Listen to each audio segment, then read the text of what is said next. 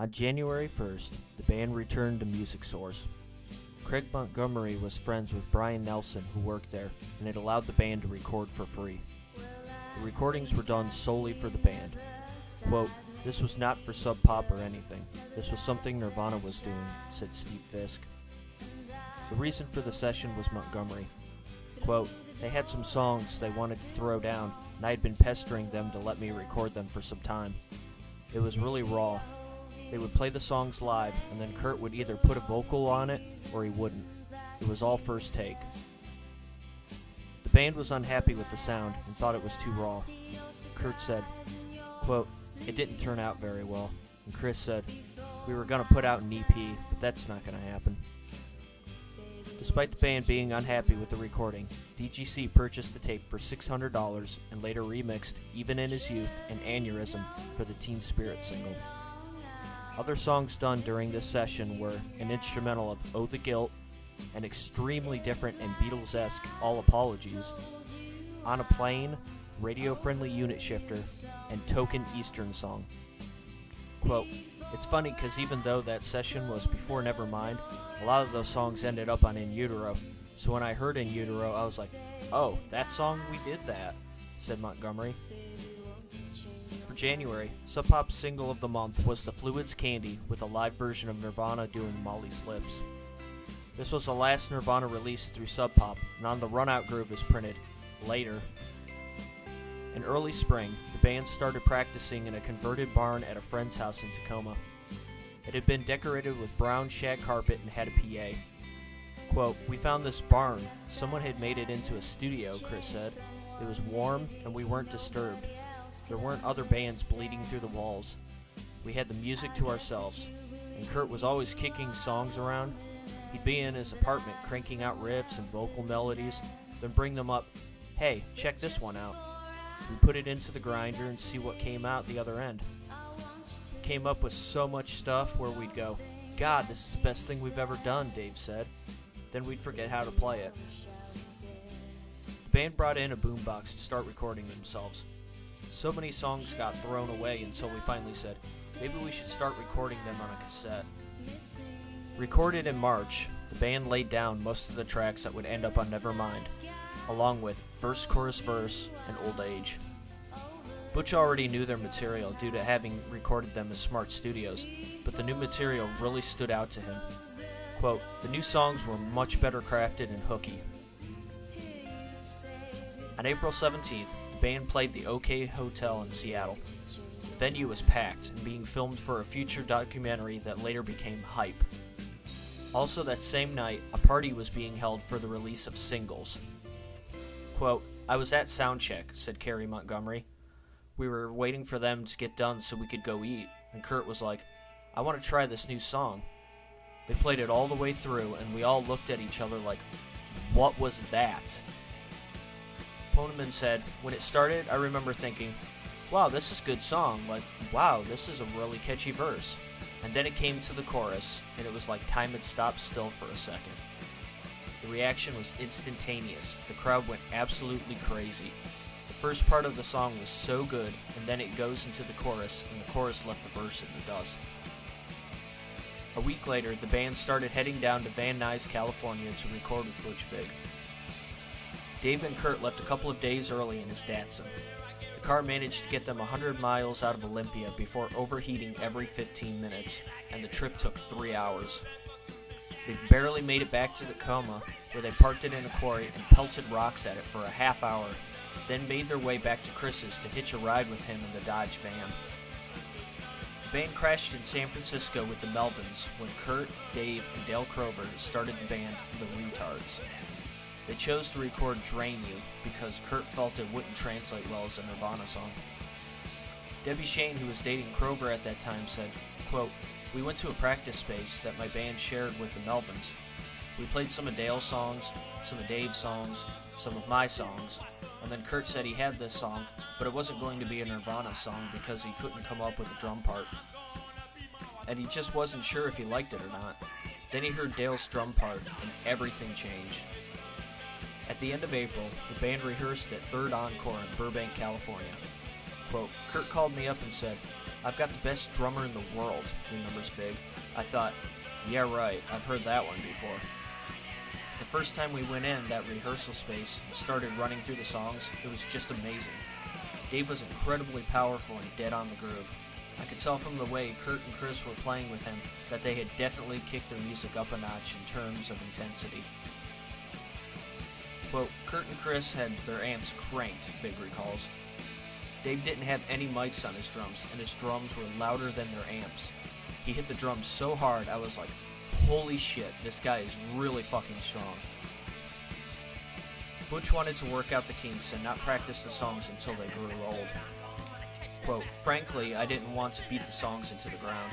I just wanted to hear the arrangements and maybe tighten things up a little bit. There wasn't much that needed to be done with Smells Like Teen Spirit. I think we did a little arranging. At the end of each chorus, there's a little ad-lib thing Kurt did with his guitar. Originally, that only happened at the end of the song. He did it a whole bunch of times. I suggested moving that up into each chorus and cutting the choruses down a little bit. Just some minor tweaking of the arrangements."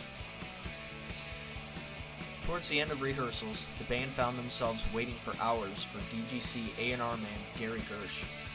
Quote, "In the big room next to where we were, Lenny Kravitz was rehearsing for a tour," says Vig. On the third or fourth day of rehearsals, Gary Gersh was supposed to come by at a certain time.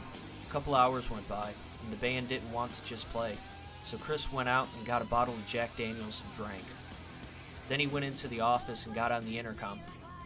"Paging Lenny Kravitz," I think he started going off. "Where's Gary Gersh, that fucking ass record company?" You know, that kind of thing. And I had to run down there and persuade him. "Okay, maybe we should go back in. Let's go and talk about your bass sound." Nirvana moved into Oakwood Apartments for 6 weeks because it was close to Sound City Studios.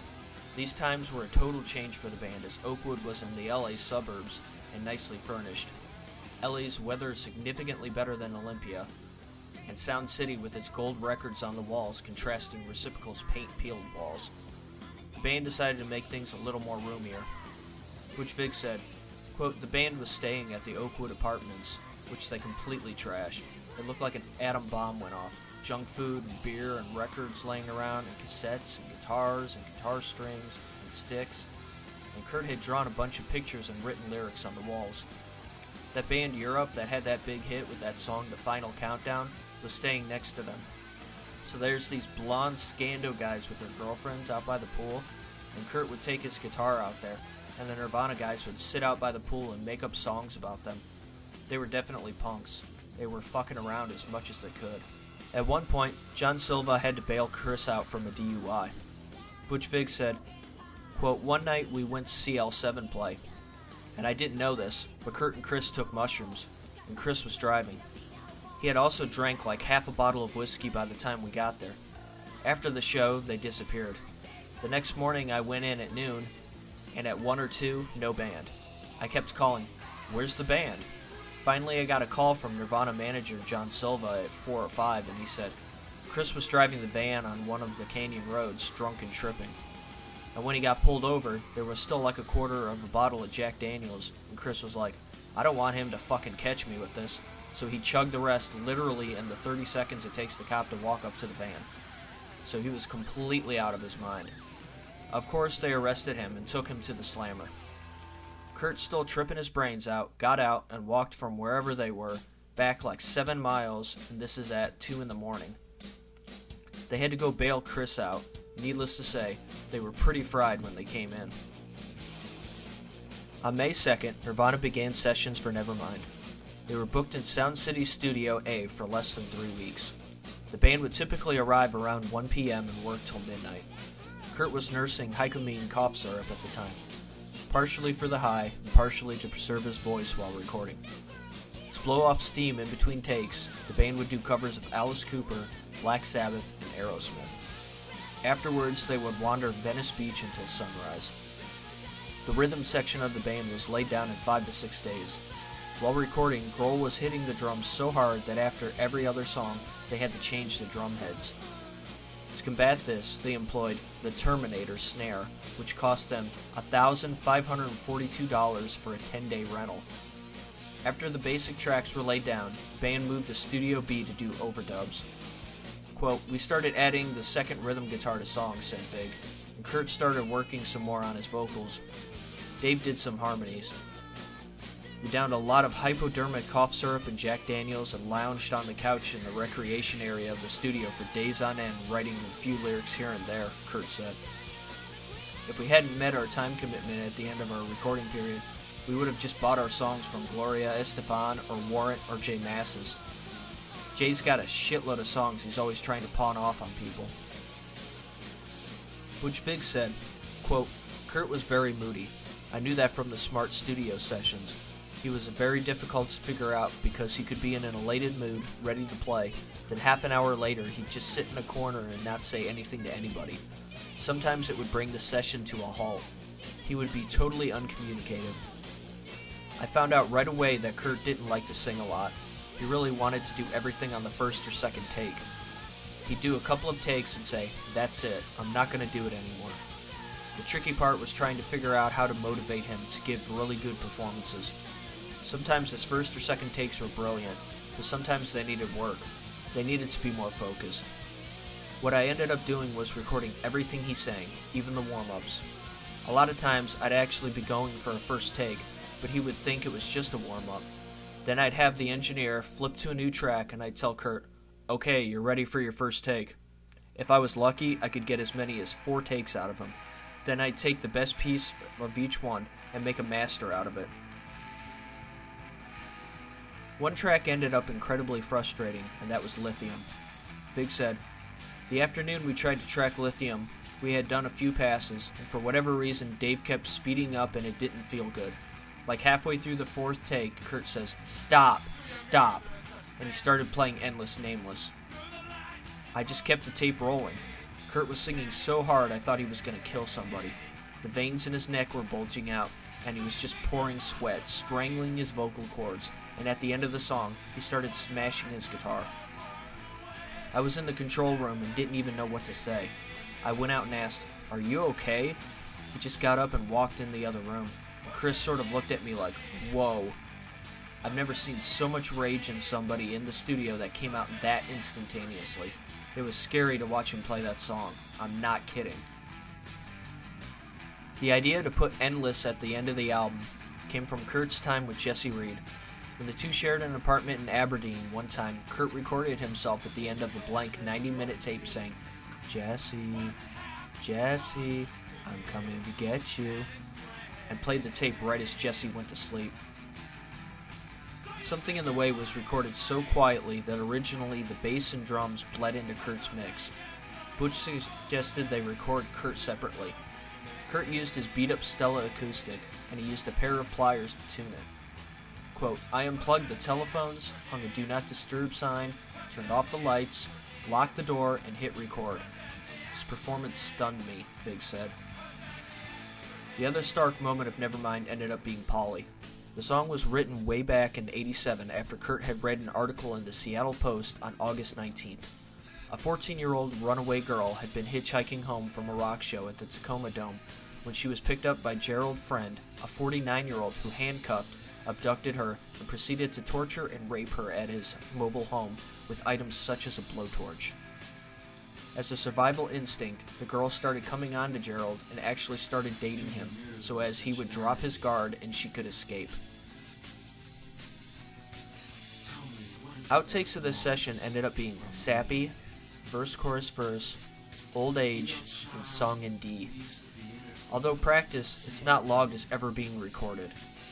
Kurt was a little leery about this one because it was really jangly, recalls Vig. I wanted Kurt to finish the words. It was like On a Plane or About a Girl, this jangly arpeggio thing in the key of D. I thought I could turn it into another single. We attempted to track it, but Kurt decided to stop working on it because it sounded too much like REM, which is exactly why I wanted to pursue it. When mixing, Kurt kept telling Vig, quote, "Take all the high end off the guitars. No, turn all the treble off the guitars. Make it sound more like Black Sabbath. More low end. I want it to sound like the Melvins. It has to be heavier, heavier, heavier." Butch Vig said, "The mixes were sounding kind of muffly, and Gary Gersh and Silva came by and listened, and they were like, let's just get a good mix guy in, and we'll try and keep the band away from the studio for a little bit and let him do his thing. I was like, cool. So they sent over a list of all these mix guys, and I showed the list to Kurt, and at the bottom was Andy Wallace, and it listed Slayer first on his credits. He said, call that guy. If he'd looked further on Andy's credits, it had Madonna. If Madonna's name had been first, Andy wouldn't have gotten the call. Mixing was done at Scream Studios at Studio City. Big said, quote, basically I'd let Andy go over the tracks by himself for a few hours. When he got everything up, he'd call me in and I'd bring in the band and we would nitpick stuff. Basically we mixed a song or two a day. The whole record took 9 or 10 days to mix. The original budget of the record was $65,000, but when everything was done, the bill was $120,000. Later, when asked about the expenses, Kurt said, quote, I don't remember, I've got Alzheimer's. At the time of mixing Nevermind, Kurt wrote Rate Me at the Oakwood Apartments. He had also started talking and hanging with Courtney Love. The date of them actually meeting is legend. Courtney claims she saw Kurt play in Portland in 1990, but bandmate Eric Erlandson debunks that because he was dating her at the time. And in a later interview, they both reported it was Portland 88, but Nirvana wasn't playing Portland then. One story has them meeting in May 1991 in LA at a Butthole Surfers show, being introduced to one another by Everett True. Courtney had been hanging out with Jennifer Finch at that time, and her and Everett were joining in after-show festivities when one of the members of L7 slipped acid in their drinks. By the end of the night, they were literally rolling on the floor. Kurt, having just walked in and seeing these two and all of their out-of-their-heads drunkenness, started joining them. Quote, how's it going, Kurt said, and who's this with you? Aren't you going to introduce us? Courtney replied, I know you. You're Kurt Cobain, and you're an asshole, and punched him in the stomach. At the end of the night, Dave drove Courtney back to her place on his motorbike, and Kurt left with Everett. Apparently, True had been really taken aback by Courtney because he talked about her a lot that night. Kurt said, quote, when you and me were back at the apartment, he kept going on and on about how wonderful this girl Courtney Love was, how you'd only just met her and how you were going to make her into the biggest star in the world and everything. So I decided to act like an arrogant, pissy rock star. I started boasting about how I could get a date with her if I wanted. So I did. I phoned Courtney up right there and then at 2 in the morning and arranged to meet her the following day. I never showed up though. I only did it to impress you. Tapes of Nevermind began circulating. Ben Shepherd said, quote, first time I heard anything off of Nevermind, I thought, wow, these guys are going for number one. We heard some songs as somebody snuck out of the studio down to our studio. Chris is in the other room mixing Slaves and Bulldozers. Matt and Kim are in this room listening to Nevermind. I think it was the song Come As You Are. And I stood in the hallway and I could hear my friends listening to my friends and watching my other friend work on a song that me and my friends had put together. So it was really intense. I stood there watching these two different worlds going on.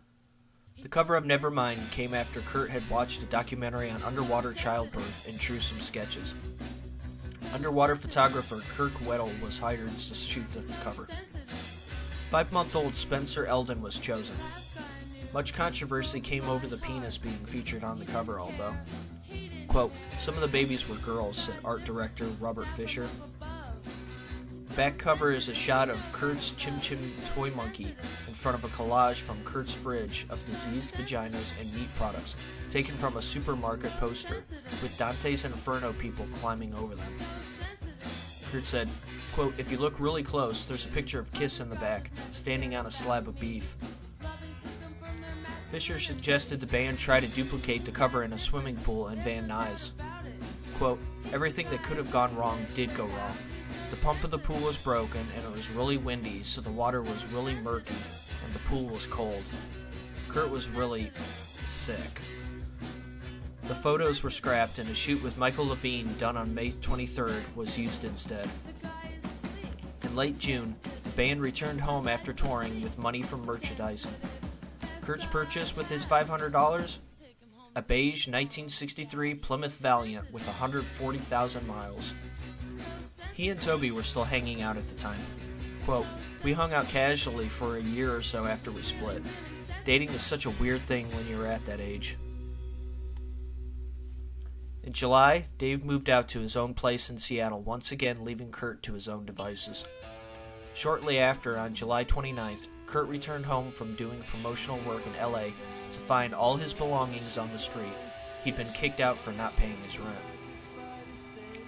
On August 15th, the band played the Roxy in LA. This was the gig where Robert Fisher handed out the flyers asking for extras in the Teen Spirit video.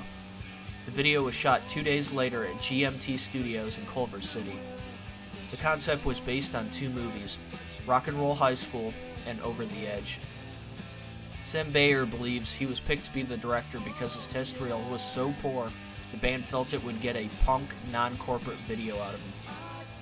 Kurt's ideas for the video, quote, a pep rally from hell, was mostly shot down. The cheerleaders weren't awkward looking anymore, the mayhem controlled, and no moshing. Kurt and Sam fought openly during the shooting.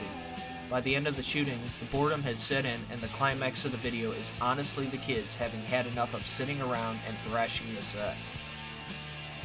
On August 19th, the band set out on a 9-date European tour with Sonic Youth that was documented in the movie 1991, The Year Punk Broke. On the 23rd, the band played the Reading Festival, and Kurt got to perform Molly's Lips with Eugene Kelly. He referred to this as the greatest moment in my life. On the 27th, the Teen Spirit single was released to radio. On September 1st, the band played its final date with Sonic Youth in Rotterdam, Netherlands. Courtney was present backstage and introduced Billy Corgan to Nirvana and Sonic Youth. Neither band was impressed. Quote, after they left, Kurt scrawled on the wall in magic marker, Courtney plus Gish, and smiled incessantly, said Dave Markey.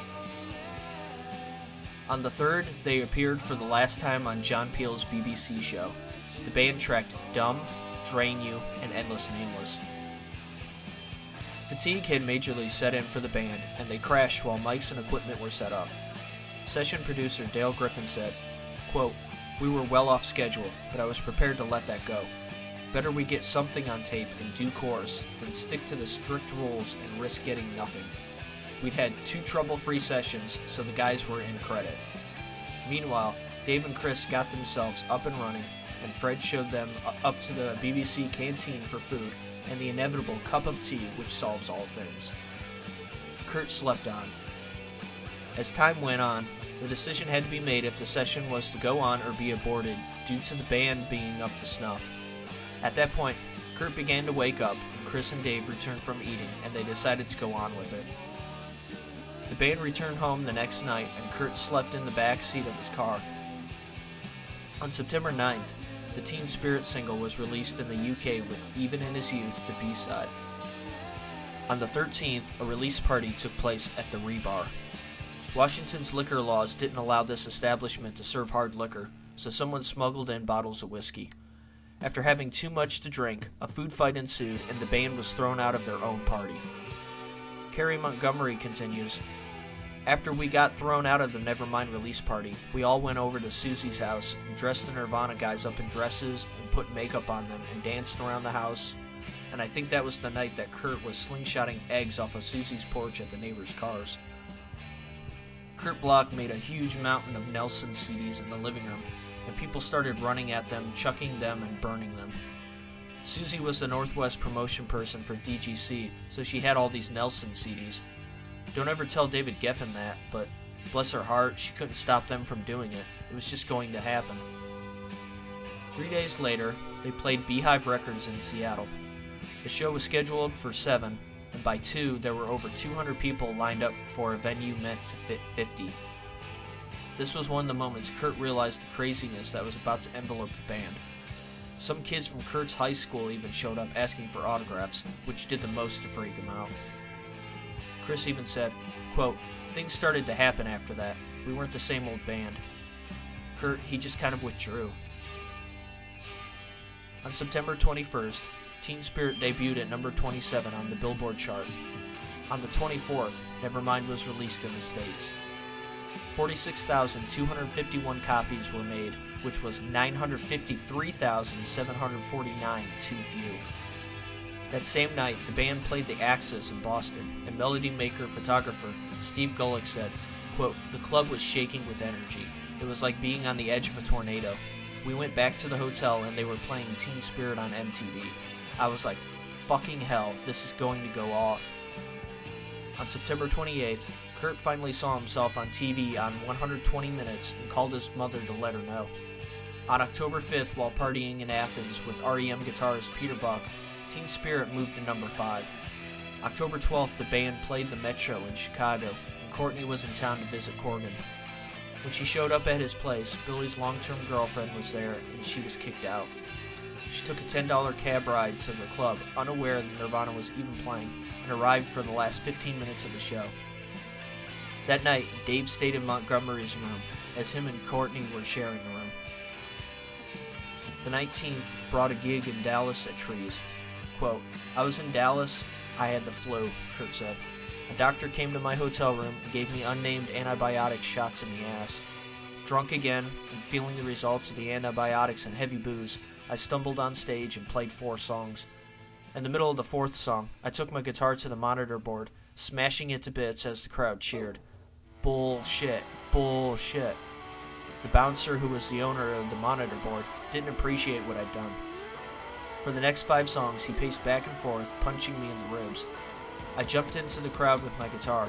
He pretended to save me from the vicious crowd, yet he grabbed my hair and punched me in the ribs a few times. I swung the butt end of my guitar into his face. He bled and proceeded to beat the shit out of me. After the show, Chris and I got into a cab, only to be greeted by the bloody bouncer and 10 of his heavy metal vomit friends with Iron Maiden and Sammy Hagar shirts. The bloody bouncer smashed his hand through the side of the cab and choked me senseless. We couldn't move because we were stuck in traffic. After 20 minutes of cat and mouse, we fled away into the night. On October 25th, Nirvana played the Rock for Choice benefit in Hollywood. That night, they got a fax from Metallica. Quote, we really dig Nirvana. Nevermind is the best album of the year. Let's get together soon. Metallica. P.S. Lars hates the band. That same day, they appeared on Headbangers Ball, and Kurt dressed appropriately, in a gown. On the 29th, Nevermind went gold. The band was told by Susie at their show at the Fox Theater in Portland. Quote, she went up to Chris and congratulated him. He wanted to know why. Halloween 1991, the band played its homecoming show at the Paramount in Seattle. Kurt had asked Ian Dixon and Nikki McClure to dance on stage while they played. Ian wore a shirt that said boy, and Nikki said girl. Quote, John Silva comes up to me as we were getting up to go on stage and says, I didn't spend $250,000 on this video for you to fuck it up. Charles Peterson said, quote, the record label, unbeknownst to Nirvana, had set up a big film shoot. There were 6 guys all clad in black running around with compact 35mm movie cameras, and I was like, yeah, this is the beginning of the end. That same night, Carrie Montgomery was hanging out with Kurt at his hotel, and Toby was there. Quote, they wanted to go talk, and got in another room. The following day, Toby moved to DC. A day later, they left for Europe, with Nevermind at 36 in the top 40. November 8th, the band performed live on the UK program The Word. Kurt's intro was, Courtney Love is the best fuck in the world. The 27th, the band played Top of the Pops. The protocol of the show was for the band to sing over a backing track. Nirvana exploited this. Chris and Dave didn't even try convincingly, and Kurt did a Morrissey impression on vocals. The next day it was aired, and Nirvana were still in town with Eugene Kelly. Quote, we were sat watching Nirvana, watching themselves on TV. Kurt was right at the front of it, and the more it went on, the more you could see he was sinking deeper and deeper into his chair, cringing, really embarrassed. But everyone burst into applause at the end. You fucked up the Pops, you got him, yeah. The morning of December 6th, Kurt and Courtney decided to get married. An excited Courtney began making phone calls to tell everyone the good news. 2 of which were Kim Gordon and Julie Kafritz of Pussy Galore. They both advised against it. Quote, you know what's going to happen. You'll become junkies. You'll get married, you'll OD, you'll be 35. That same day, Nirvana played the Jonathan Ross show. They were scheduled to play Lithium, and the cameras had a shooting script already set up for the song. Kurt didn't show up for the first sound check, and after doing the second one, they ditched the idea altogether and played Territorial Pissings. The camera crew couldn't understand Kurt's vocals anyway and just went with it. It wasn't until they were thrashing their gear that someone was able to flag down the crew to tell them to stop. At this time, Nevermind had made its way into the top 10 on the charts. Revolution was in the air, however Kurt's heroin problem had started to reach a head. BAM magazine did an interview with Kurt wherein, quote, he kept nodding off occasionally in mid-sentence, and heroin rumors began to circulate about the band. By the end of the year, him and Courtney spent most of their time on the floor of Eric Erlandsen's apartment until even he kicked them out for their usage.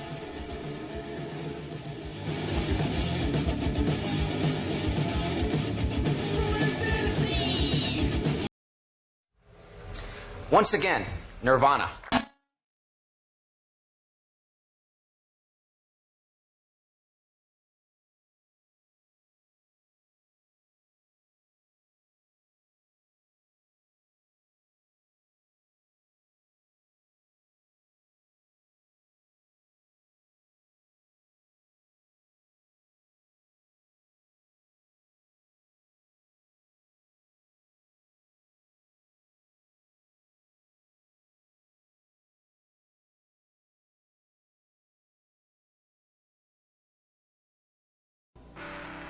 January 1st, Chris stopped drinking.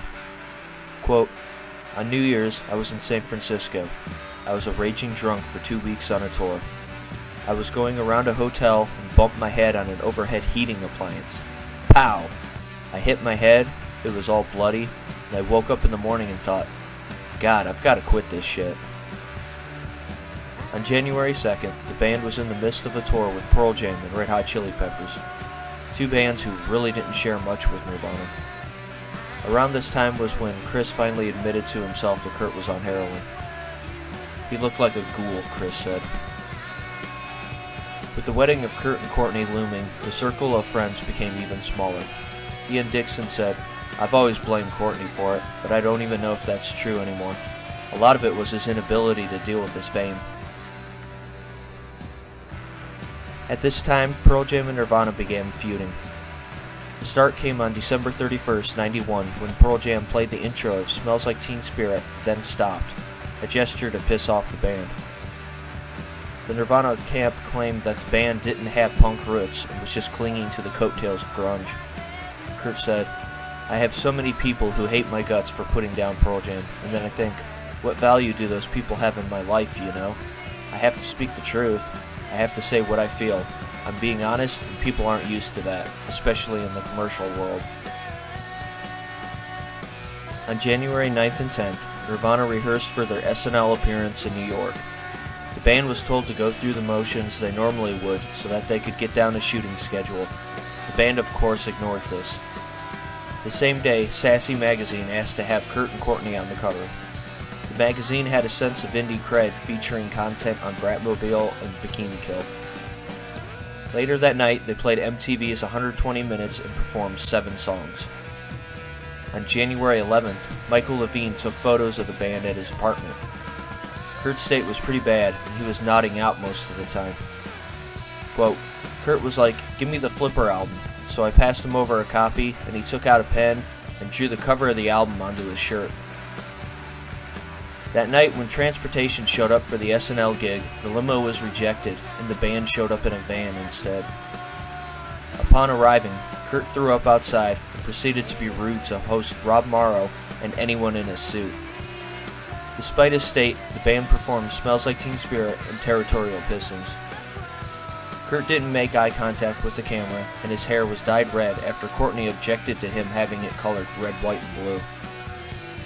During the end credits, Kurt and Chris kissed as a fuck you to homophobes.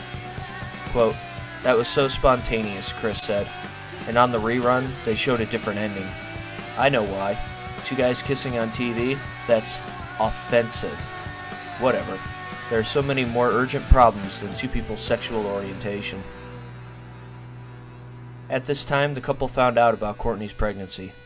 Kurt was convinced the baby would be born with defects due to their drug usage.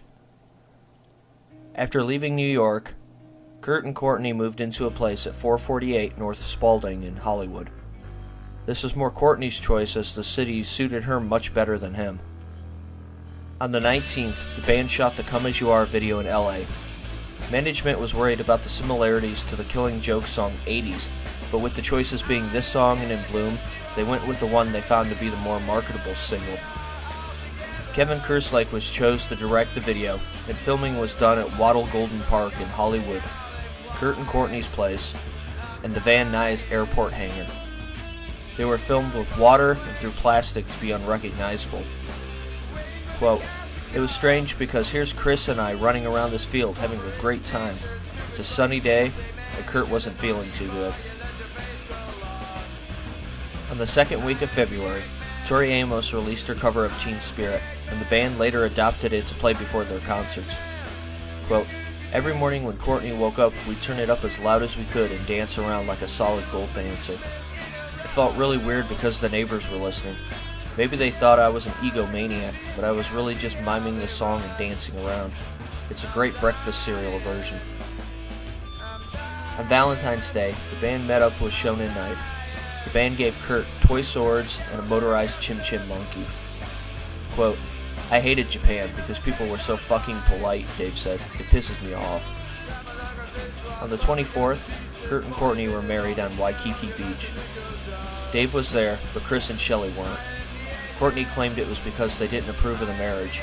Shelley claims it was because she wasn't happy about the heroin usage while she was pregnant.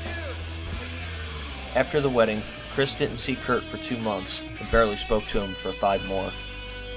During this time, Kurt wrote many of the songs that would end up in Utero. His original working title was "I Hate Myself and Want to Die."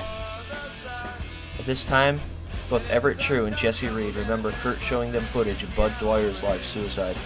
The tape had the actual headshot repeated to enhance the effect. Gold Mountain attempted an intervention with Kurt, and he entered rehab at the Exodus Rehab Center at Cedars-Sinai. Kurt's counselor, however, was very starstruck with Kurt, and he left 4 days later. During the downtime, Dave recorded songs in his Seattle home that would later end up on the first Foo Fighters album. On March 1st, the Come As You Are single was released. Kurt and Courtney became so private that he lost track with Ian Dixon, Calvin Johnson, Nikki McClure, Slim Moon, and Toby Vale.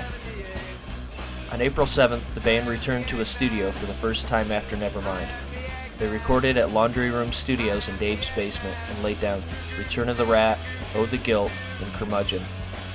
Quote, "We did them all in 1 or 2 takes," said Barrett Jones, their drum tech, who lived with Dave. Kurt was like, "You have a studio, we should record with you." It was quick and easy, even though my studio was the worst possible setup. No separation between the equipment and a small room. Everything was live except for the vocals. Yes, that's a lighter Kurt was flicking on Oh the Guilt. Relations in the band were miserable, and they even briefly broke up after Kurt was pushing new publishing royalties.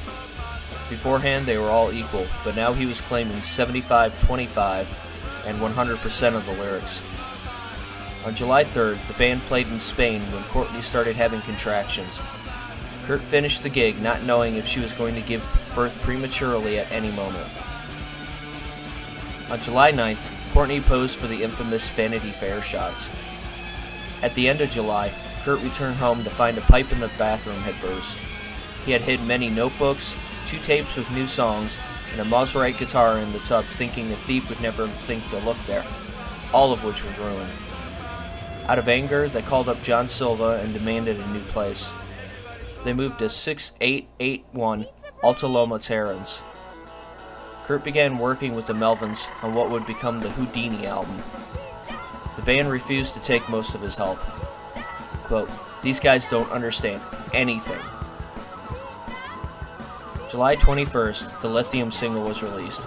The insert featured a picture of an ultrasound of Francis. The full lyrics from Nevermind were printed, and Curmudgeon from the Laundry Room session was used along with Been a Sun from the Paramount show last Halloween. The video for the song was originally conceptualized by Kurt as a stop-motion piece done in the style of the Brothers Quay. It would feature a girl named Prego who would find a pile of eggs in her closet. She loads these eggs up on a train and rides through the forest on her way to a king's castle. On the ride over, all of the eggs but one have cracked, and that egg is placed upon an open book on the king's lap while he sleeps. When he wakes, he opens his legs, and the egg is smashed by the book falling. When Kurt and Kevin Kerslake found out it would take 4 months to animate, they instead opted for the video we know now, made out of previously shot footage. On August 11th, the Vanity Fair issue hit stands. On August 18th, Francis was born. Courtney said, "I'm having the baby. It's coming out. He's puking, he's passing out, and I'm holding his hand and rubbing his stomach while the baby's coming out of me." Quote, "I was so fucking scared," Kurt said. "It was probably a classic case of what a typical father goes through. I was just so weak and sick and afraid that something was going to happen to Courtney or the baby." Francis was born perfectly healthy. 2 days later, a social worker showed up bedside with a copy of the Vanity Fair issue. On the 24th, the Los Angeles County Department of Children's Services petitioned to have Francis turned over to Jamie Rodriguez, Courtney's half-sister, until Kurt could go through a 30-day detox. Courtney was forced to leave the hospital empty-handed when she returned home. Kurt and Courtney set out doing interviews with friends of theirs, hoping to lessen the blow. The court hearing was set for September 3rd. August 30th, the band played the Reading Festival.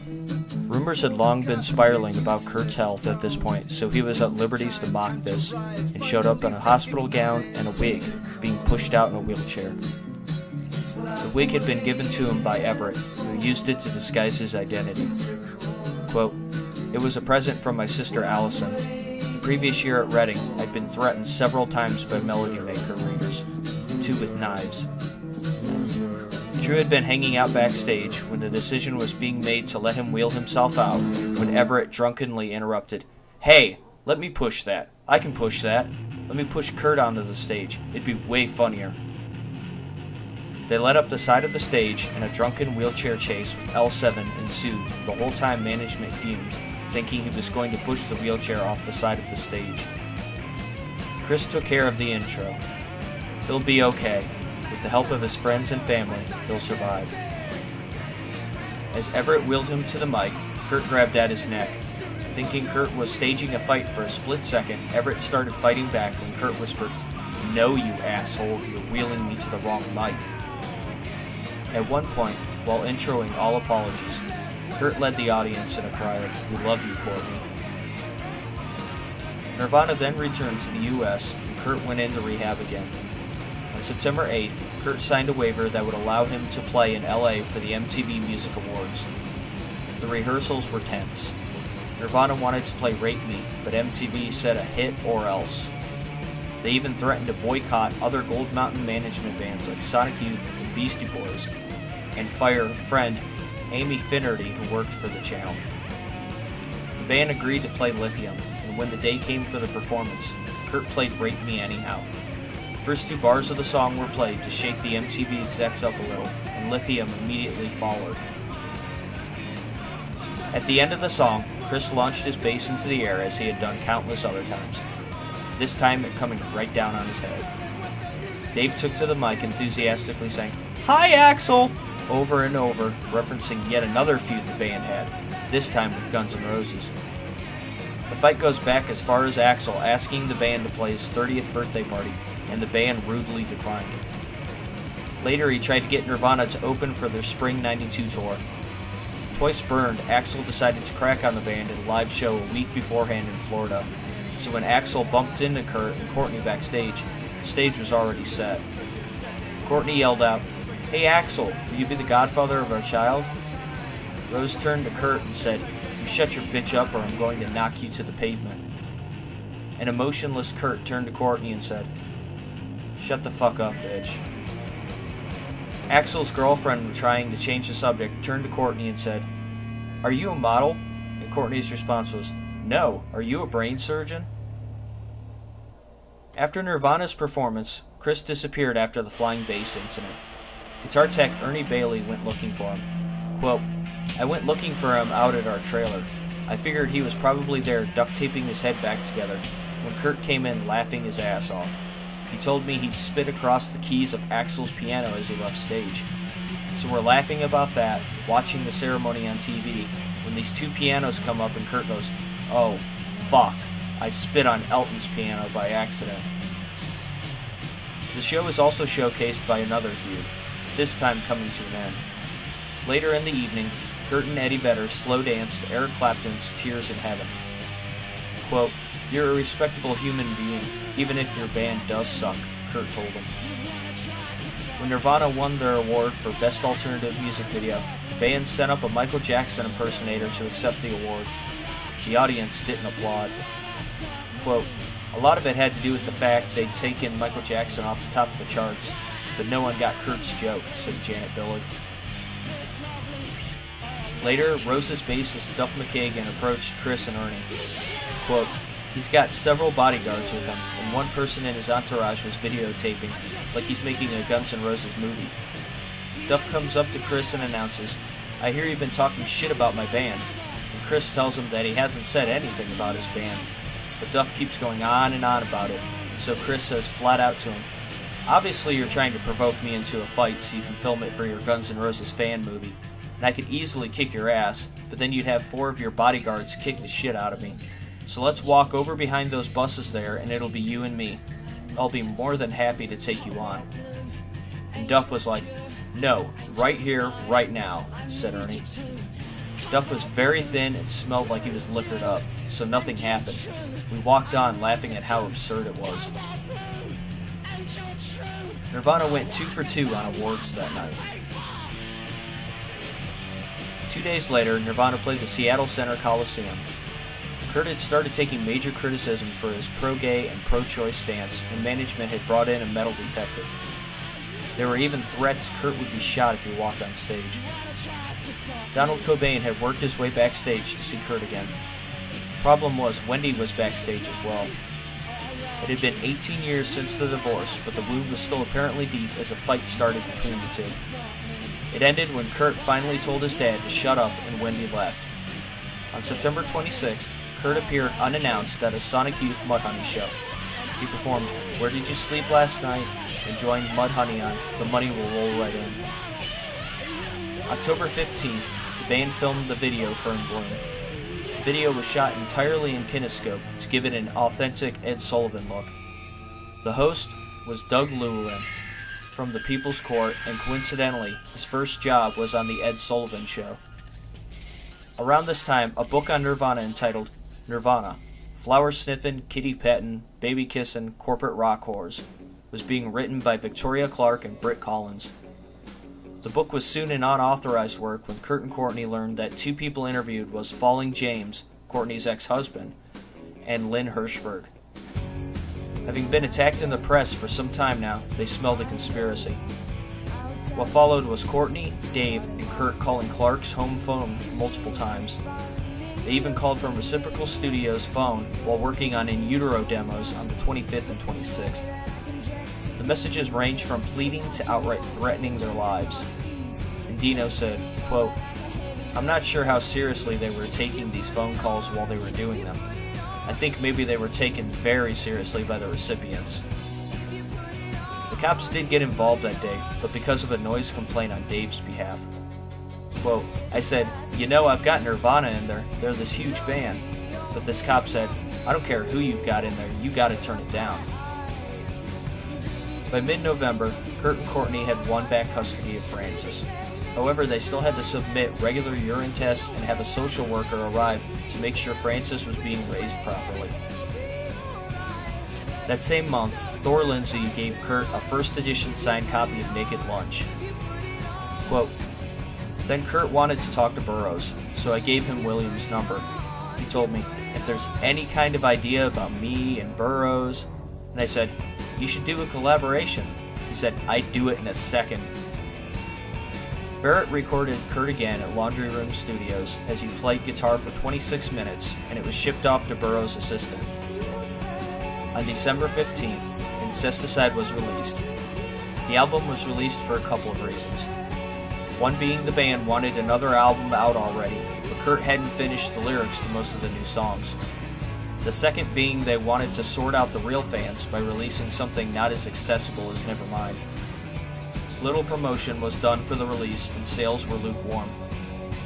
In the booklet, Kurt went on at great length on some of the finer things that his post-Nevermind success had brought him, but he also took it as a chance to air some grievances. Quote, "If any of you in any way hate homosexuals, people of different color, or women, please do this one favor for us. Leave us the fuck alone. Don't come to our shows and don't buy our records." At the end of 1992, Kurt had spent $1 million. $80,000 was personal expenses, $380,000 went to taxes, and they bought a house for $300,000. The rest went to Lynn Hirschberg. Kurt said, quote, "That bitch owes me something."